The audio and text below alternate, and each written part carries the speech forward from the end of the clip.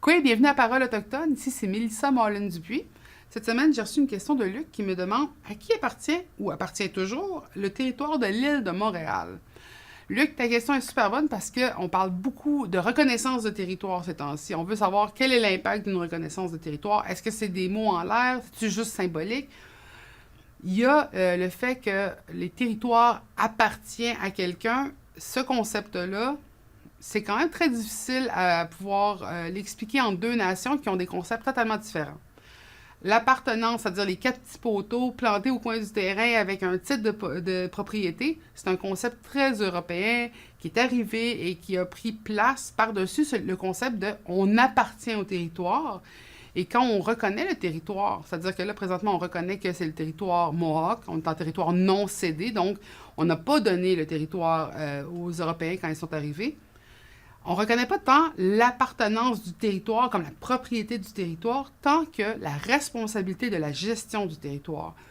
Et ça, c'est de reconnaître que de tous les peuples qui partagent ce territoire-là, parce que Montréal était quand même une terre de partage où plusieurs nations circulaient, mais présentement, on reconnaît que les Mohawks qui sont autour de l'île de Montréal sont ceux qui avaient le meilleur point de vue pour pouvoir gérer le territoire et le faire respecter. Mais présentement, je pense que si on parle juste de reconnaissance de territoire, on va reconnaître surtout qu'ils n'ont pas été cédés. Donc, présentement, on parle d'une occupation illégale de l'île de Montréal parce qu'on la partage avec des titres de propriété, parce qu'on ne laisse pas les Mohawks avoir leur mot à dire sur la gestion du territoire et que souvent cette parole-là n'est pas écoutée. Mais de plus en plus, avec les actes de réconciliation, on voit une réapparition justement de cette reconnaissance de gestionnaire du territoire.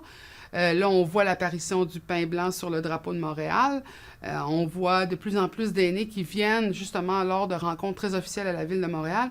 Donc, je pense que malgré l'imperfection que cette participation-là peut avoir, ça reste quand même qu'il y a un changement dans la gestion, la co-gestion du territoire, et elle inclut de plus en plus les Mohawks pour ce qui est de l'île de Montréal, et va reconnaître aussi les Algonquins pour avoir été des habitants, pour les Abénaquis aussi, et beaucoup d'autres nations qui passaient.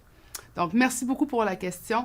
J'espère que ça a pu répondre à toute interrogation que vous avez sur l'île de Montréal, mais je pense que ça serait bien d'en parler avec les Mohawks, qui pourraient bien plus vous en parler que moi. Et n'hésitez pas à nous partager la vidéo et n'hésitez pas à nous envoyer vos questions.